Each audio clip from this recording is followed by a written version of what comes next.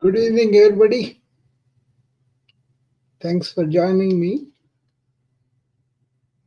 This is our regular Friday night room.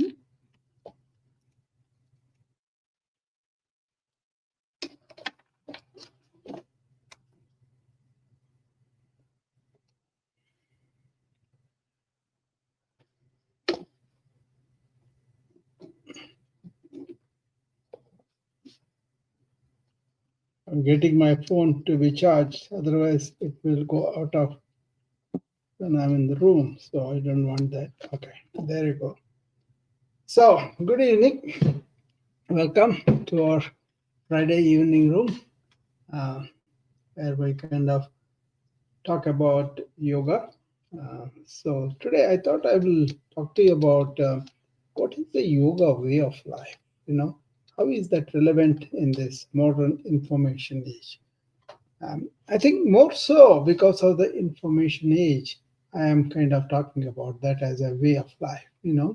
Uh, so it's a question of understanding ancient way of life where it is applicable to us, and also why it is such an important thing for us to know about that.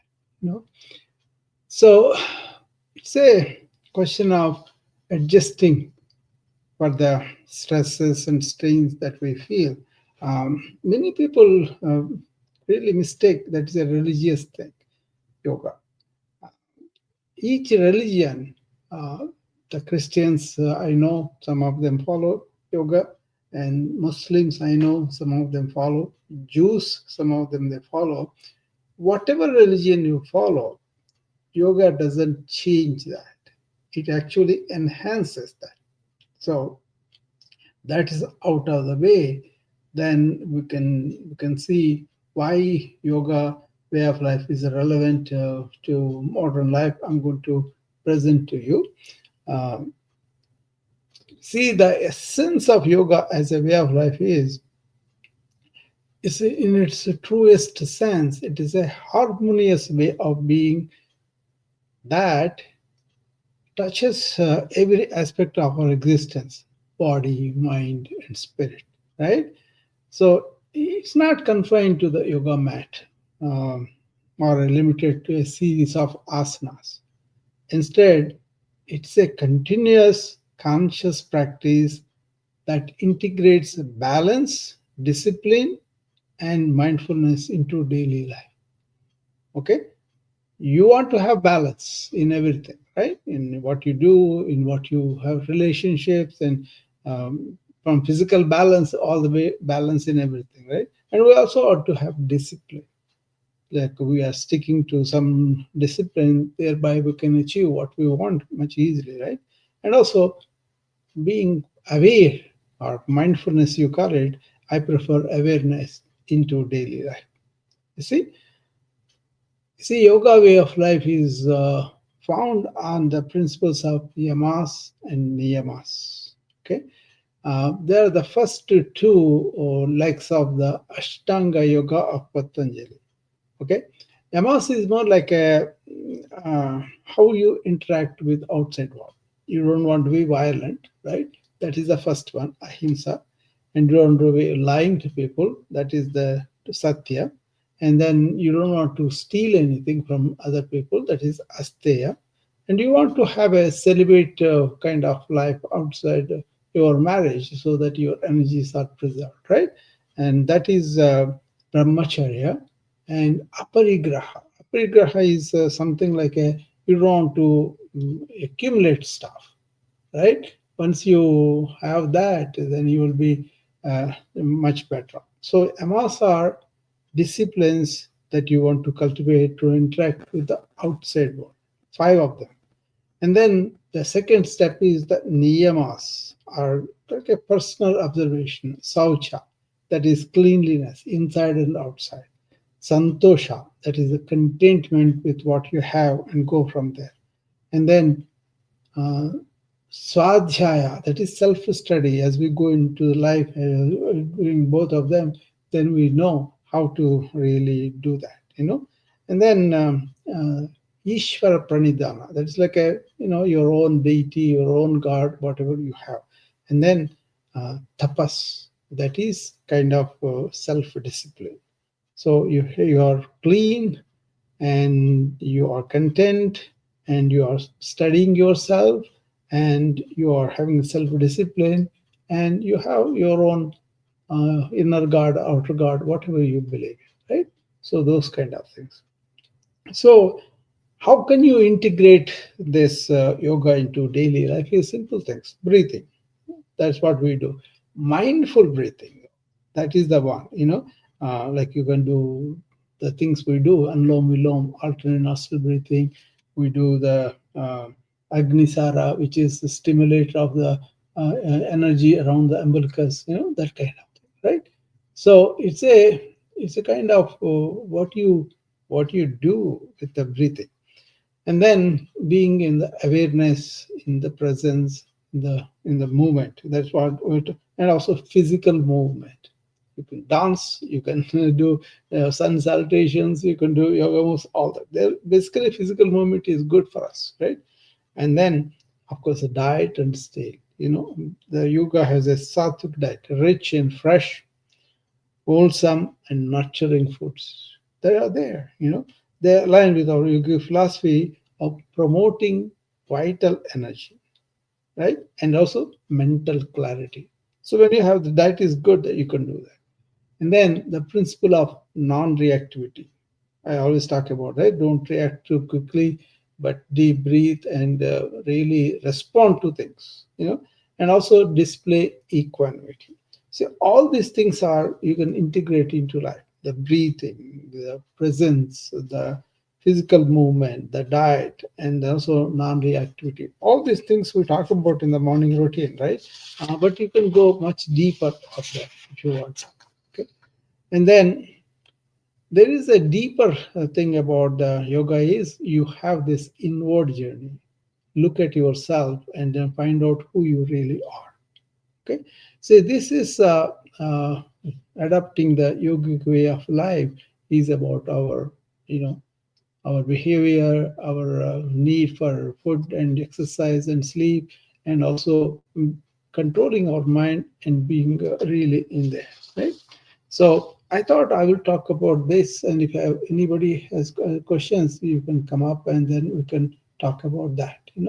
So basically, many people they think yoga means either an exercise or something that they can do on the mat, right? But actually, it's not so. It actually enhances your various aspects of your life, provided you take it that way. You can manage your mind better, you can manage your body better, and you can also take a spiritual uh, journey within yourself, not according to any particular religion. You can do that if you want to, there's no restriction, but then keeping the mind and body much more pristine. That's what you really it entails. Okay, so that's what I wanted to um, talk to you about. Anybody has any individual questions on this, or reservations, or complaints, or anything like that? Please come up and then tell me. Then I'll be able to answer those because there's a lot of misunderstanding, and also yoga is not a panacea. It is kind of a good thing to do for you. You can strengthen your body. You can do aerobics on the yoga, right? And you can strengthen your muscles by assuming one asana and staying in there for a long time. You will make it very strong, and the fat will melt down, and the muscle fibers will be much more toned up, right? And then neurologically, you are pretty stable. You don't have this impulse reactivity or feeling bad about it and all that. So there is a couple of things I'm going to talk to you about. One is called in ancient texts, they talked about if you are in yoga and then approach everything, that's much better. Okay, there's a Sanskrit term that's called yogastaha kuru karmani. So what it is you it's a profound thing. it captures complete what is yoga about. It's like a uh, it's a on the balance and awareness. Okay, it means established in yoga, perform your actions. That means uh,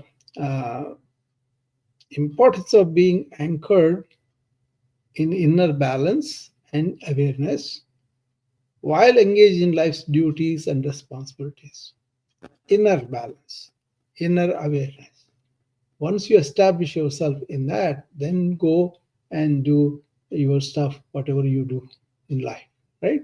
Actually, that kind of gives us much better grip on whatever we are doing because we are balanced inside and we are aware inside. We are not bothered by the past or we are not bothered by the future, but really focusing on what we are doing. That gives you much more quality of work, right? That's what you could do.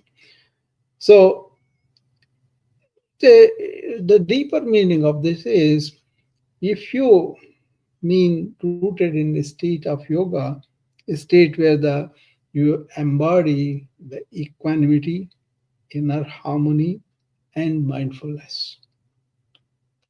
See, we are not asking you to abandon your duties.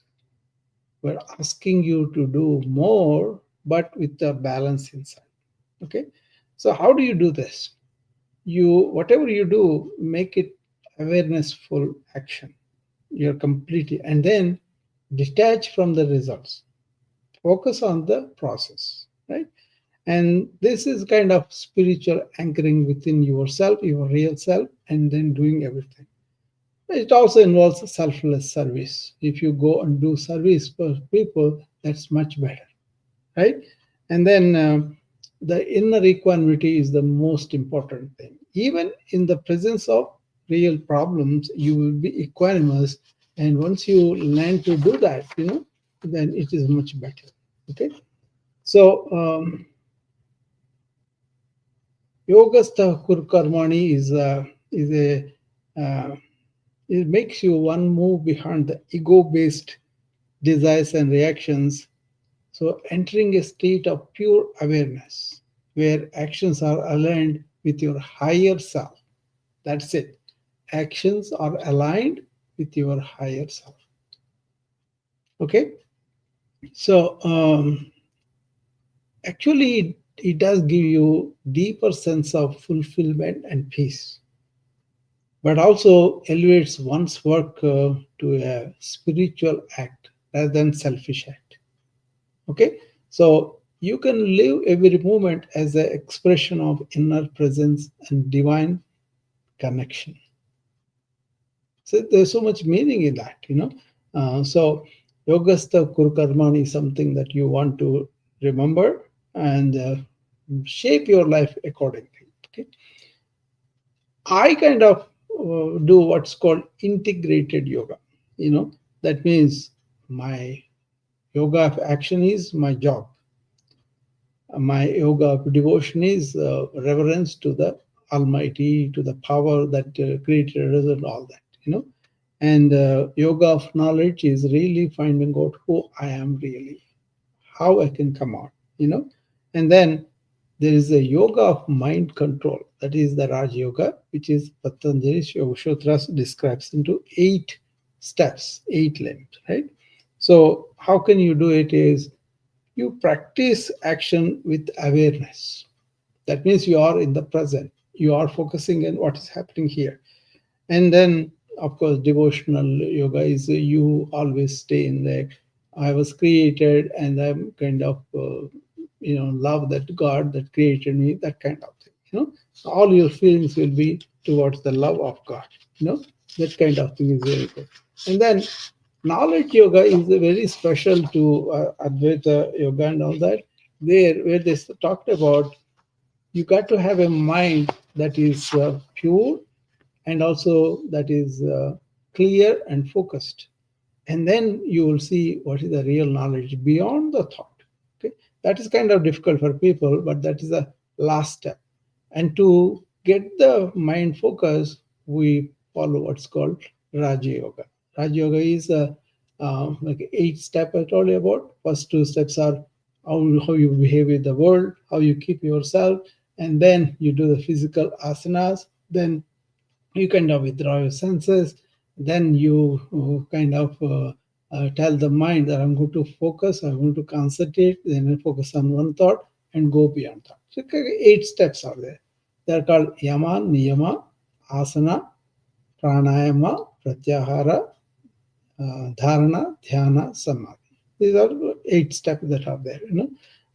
When you have the integrated yoga, slowly you're going towards that inner bliss, and you kind of really see a lot of things that are very, very, very good for you, and also things are working for you better that way. Okay, so take it like a lifestyle or life. Basically, that's what it is for me. But then you can go deeper into your own self, and then from that you can talk comment. Okay, so I'm waiting for Peter to come in. I don't know if he has come on. So anybody has questions, come up and talk. And I thought I was going to do this yoga series for a while, and that's why I kind of started it. And this one takes several weeks.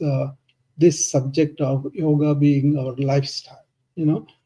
So I'm going to do that sincerely, so that people will get what I mean, what I do, why I live the way I live, and how I have this inner peace, happiness, and bliss. Just sharing. It's not that you got to follow, but it is more like you have to really question and learn, and then if you like it, you implement it, right? So that kind of thing. Okay. So you can go on each aspect of it at length. But I would prefer how you view it, and if you have any experience with it, that using yoga as a way of life, as a lifestyle, and how it has benefited you, or it did not agree with you, I would like to know about it. Rather than me giving a lecture. If I answer questions to what's going on with you, I think that will be more practical and more relevant, probably. See, individual people may study yoga at depth, but my interest is, how can I bring you this information era? Some of the things that we could directly use, so that what I see is people have information overload and multiple sensory input, and then their mind goes all over haywire, right? And that is becoming more and more. People are not able to develop that attention span, you know. So that attention span is decreasing, is not good for us. So down the line, with more technology coming in with the AI, we kind of worried about what is going to happen to the attention span. As it is very low, how is that going to affect the kids? As it is affecting kids like anything. They cannot do without the phones, and they cannot sit down and converse with each other, and they cannot really have this attention where they can do meditation, they can calm their mind and all that. So it's kind of scary when you look at it, how the kids are losing their attention span. And there, you just heard I think Australia banned some of these. If you promote a lot of bad material to the kids, we're going to ban you, something like that. The social media got a warning. Yesterday, I saw it on the news. I think that's a pretty good idea for now. Unless the social media platforms assume responsibility and take responsibility to not to promote material that's not suitable for the kids. I think they should act on their own. Okay. So anybody interested in this? Nobody is making any comment or anything.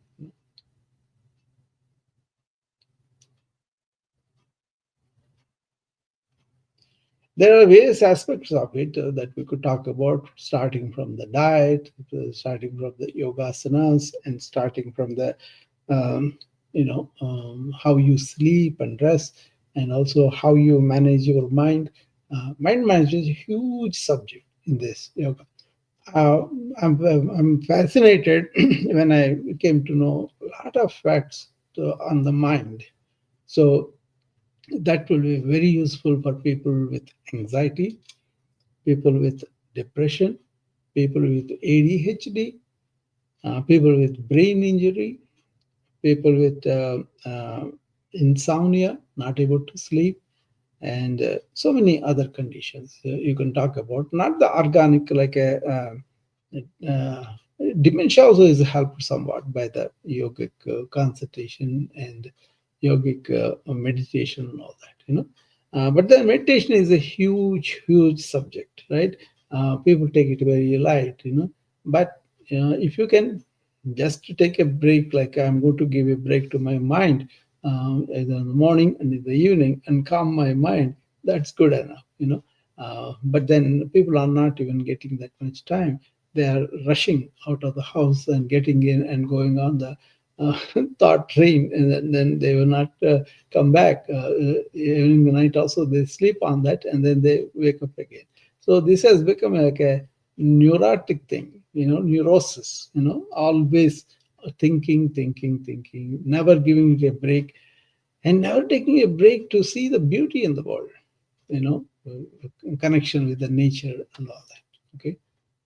So this is a big topic, as I told you. It has to be done several weeks, probably. I will try to do at least a few weeks, so that if there is interest, I will do more. If there is no interest, then there's no point me doing it. I personally benefited a lot when I made. Uh, See, yoga is more like a technology of consciousness. Whereas Advaita Vedanta and other philosophies, they are the science of consciousness. So people who are interested in consciousness, probably they'll be very interested in this. But people who don't have a foggiest idea about what is consciousness still get benefit because they have some balance, some discipline, some control on their own thoughts. And then they don't have to be uh, too negative about thinking, because that can make you more depressed, or too far ahead worries and all that becomes anxiety, right? Both are these thought produce, really. But once you understand that thoughts can be under your control, and you can be free of these maladies. Okay, people use medications to tap them down, to suppress them, but doesn't really matter. So you get to learn these natural things that we have in ourselves, and those powers are those uh, real assets that we have. If you can release them, I think you'll be very happy. I'm very happy. I don't have to take any medication for any of these things, right? I'm not anxious. I kind of take it as it comes, and I don't really go into the back and regret and live it. I may recall a fact, but doesn't mean I want to relive the emotions and all the reactions that I had about that. It's all done. It's already gone, right? That's the way it helps me to understand the presence. Okay, and actually be in the present has become a normal. It's not like you got to think about it. You don't want to go into the past and the future. And once you are aware of it, you don't go. And you will be facing, what is I perceive in front of me? How can I look at it? And then go from there. Okay. And then I have to encounter a lot of prejudice against yoga, as though yoga is a bad thing and yoga is something that you should avoid, or yoga is somebody foreign, some Hindu thing and all that. That's very backward mentalities. I have encountered them. They're not open-minded. They don't want to engage thousands of years of wisdom that was yoga. A lot of yoga is misinterpreted and misrepresented too. So you got to find out what is the truth of the matter. right? Just by nurturing a kind of prejudice against it, I think we are losing a lot. It's like if you are prejudiced against science, how would you benefit from that? So like that, this is also inner science. Outer science is our modern science, but these ancient systems are inner science. Not everybody is talking about ancient wisdom know that as a science, or they bring it to their life. So a lot of confusion, a lot of prejudice, a lot of unnecessary fear, and all those things are there. I think as a modern physician, as somebody who examined this ancient wisdom with a lot of trepidation, lot of doubt in the beginning, but then I understood I don't know the real facts. I was ignorant. Once I made myself knowledgeable about it, they enriched my life. And I want to help my patients, my family, friends, and whoever I talk to on the social media to have this advantage. It's as simple as that. Okay. So, anybody has any response, or nobody wants to come up? Is it understandable, or is it something foreign? Or what's going on?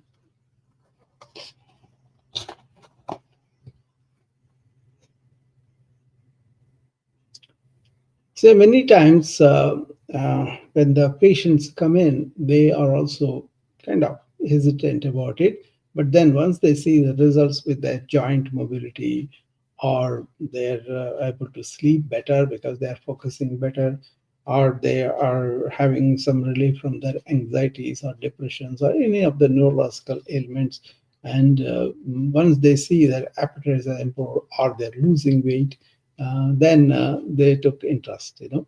That's okay, that's fine. But there's no attempt to rub it on people. I live it, and I'm kind of sharing it. If people take it, that's fine.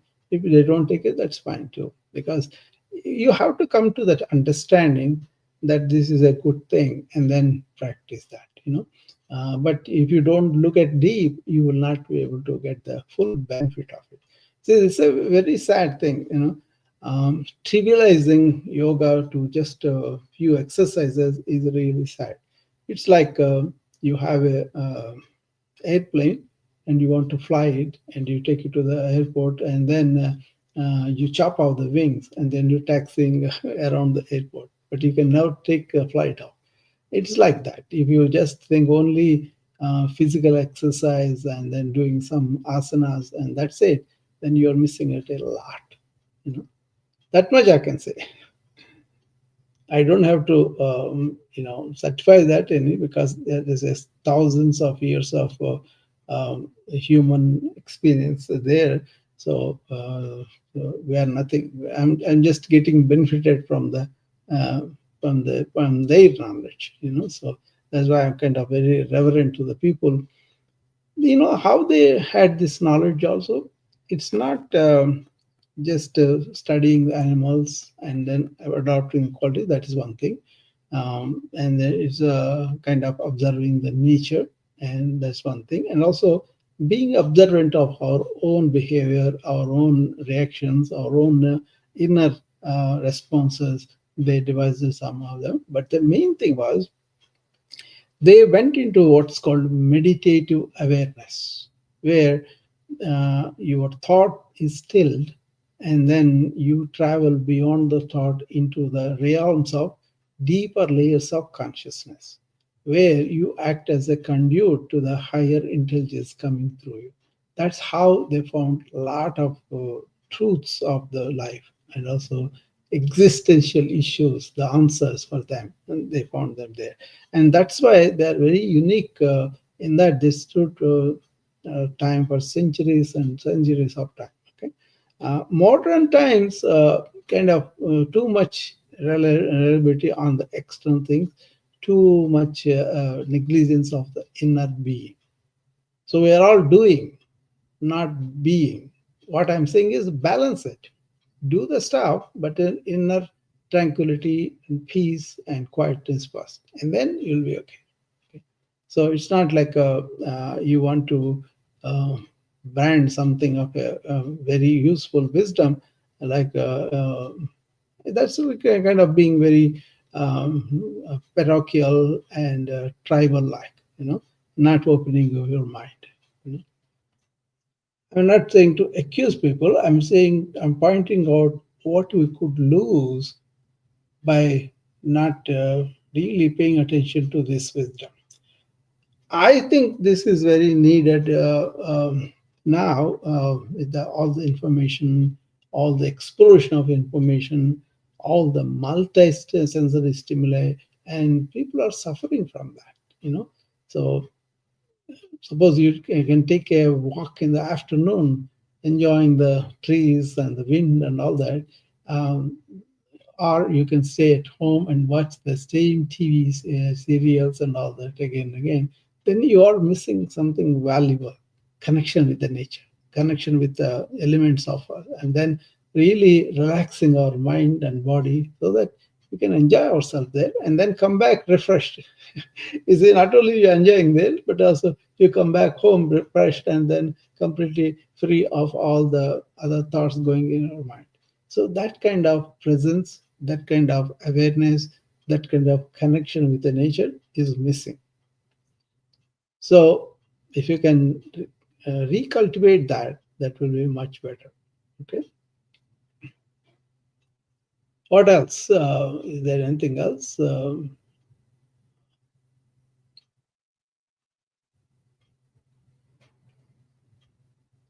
I plan to do this in a few weeks' time, where I can take uh,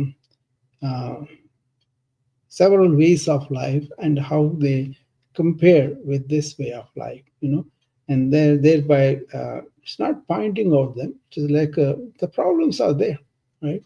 And how can we solve them by returning to these ancient practices, which are basically helps us to be close to the nature, to be close to our inner nature, and also really enhance our capacities of body, first of all, live longer and better, and joyful, and also focused mind, and also a heart that has opened to other beings, not just human beings, all living beings, and also to the planet as a whole. Okay, so you will be more responsible with the planet and more responsible and affectionate with the other beings, and you will be focused and doing a good job of whatever you do, and also you kind of preserve your physical organism for a longer time.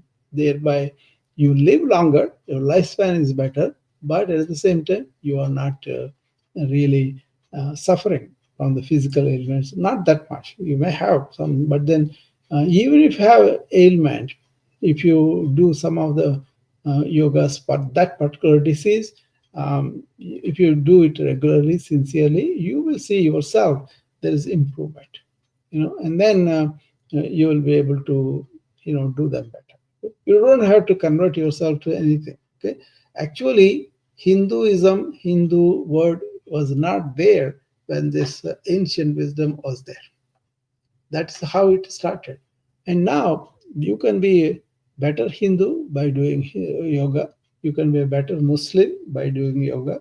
You can be a better Christian by doing yoga. Okay, so it enhances your body, mind, spirit mechanism. That's basically what it is. So in that way, as I told you so many times, I'm a global citizen. I think this identification that we are that and this and all that is really separates us. Okay, say look at the elections also, they're saying there's a lot of underlying racism, sexism is there. That's why election results were like that. Where are we going? Are we going forward or backward in terms of evolution of the human beings? So just living and having some comforts is not enough. You got to um, evaluate yourself as a human being of how you are doing it. Even the community also for me, Vasudhaiva Kutumbakam, the entire living beings are one community. So identifying with one community and all that, that's not how we do.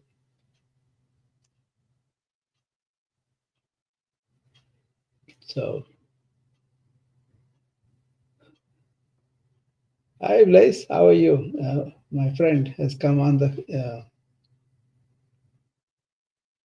Instagram. We always talk about keeping our mirrors clean. We mean the mirror of mind, you know. So uh, what she's talking about is her mirror is clean. That means her impressions, her whatever inclinations and we call them tendencies, they're all clean. So every day you come fresh with the uh, presence, right? Really perceiving the truth as it is, without any prejudices clouding our mirror. So that's what we greet each other. Actually, this was something I was telling her about sage practice, where they say they don't say good morning to each other. They say, "Sir, is your mirror clean?" So in the morning when you get up, is your mirror clean? Do you have any lingering prejudices or preoccupations or memories or um, future aspirations? None of that. Just be in the present and be perceiving what is in front of you. You know, so that is there. Okay. So nice to see Blaise in the Instagram. So I will stop here then. If nobody is coming up with any questions or comments, I hope you got what I was saying. This is something valuable addition in modern life because of the information age, so much of sensory input, and so much of neurosis. People are doing the same thing again and again, even though it's wrong. That is neurotic. Okay. So multitasking, poor attention deficit, and headaches, um, lack of sleep, and really gaining a lot of weight because of the stress and burnout. So many things are going on, right, in modern life. Is there a way where you don't have this kind of, abnormalities in human behavior and really live in peace within yourself and happiness and bliss? That's possible with yoga way of, if you understand it properly, and then if you do it daily. You may have better ways too. I don't deny that, but then this worked for me. That's why I'm sharing it with you. Any questions, any comments, send it to DM, and I will see you again. Okay. Nice to see you, Bliss, and talk to you.